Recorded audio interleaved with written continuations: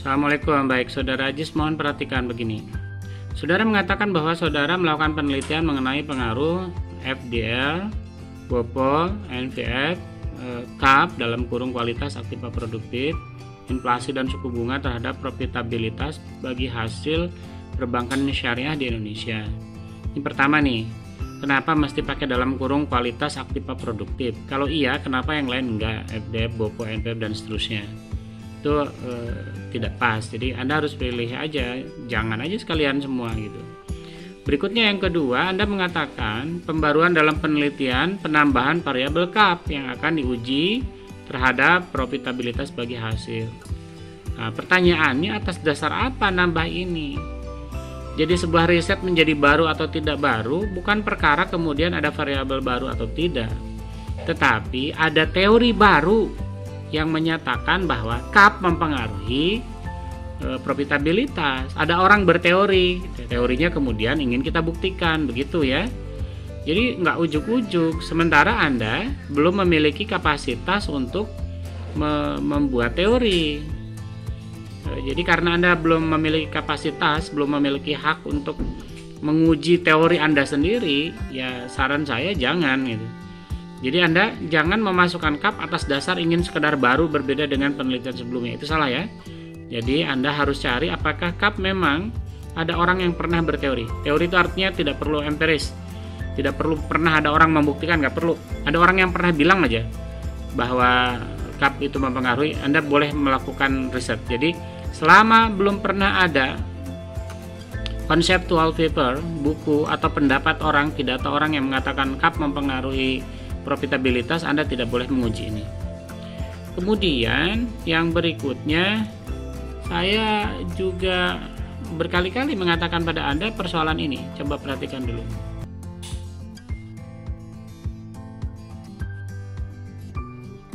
Mana tadi?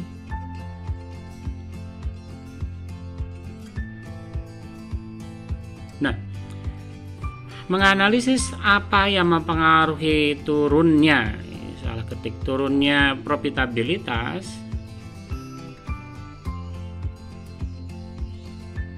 bagi hasil perbankan syariah, ada beberapa teori. Anda mengatakan ada beberapa teori. Jadi Anda kemudian ini mengutip 3 orang yang berteori. Anda misalkan yang pertama, menurut Baker and Boss, ini apa namanya? Anda mengatakan bahwa untuk memaksimalkan profit itu ada beberapa hal yang berperan. Pertama, diversifikasi premi rasio. Ini sebetulnya teori Anda, kalau ini Anda mau menyebut ini sebagai teori maksimalisasi profit, Anda sebutkan saja teori maksimalisasi profit dari Baker and Boss gitu. Kemudian itu dia juga berdasarkan teori orang lain sebelumnya. Misalkan peran diversifikasi dan preferensi resiko, itu kan teori portofolio dari Markowitz.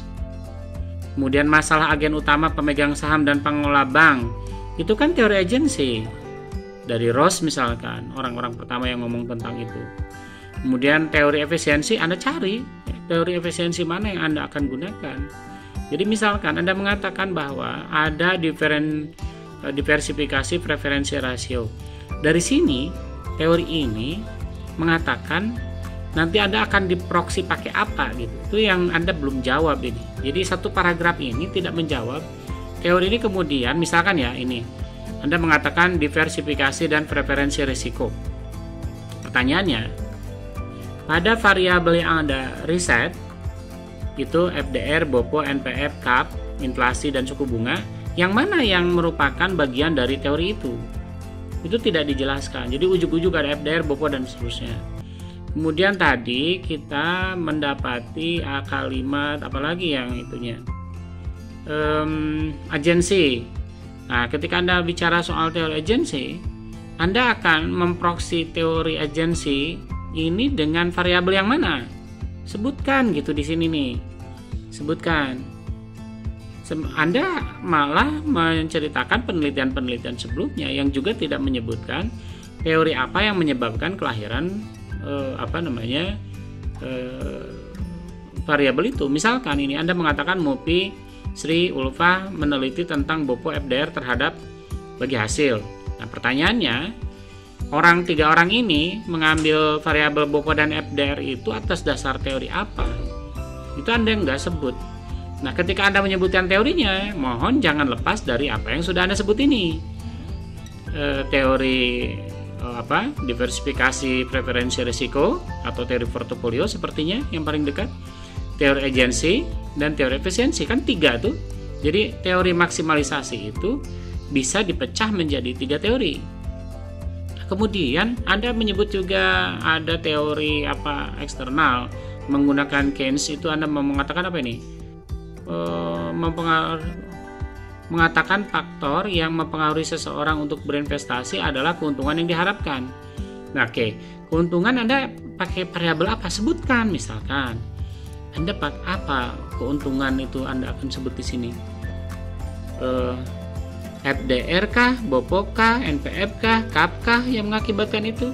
Nah, sebutkan yang mana.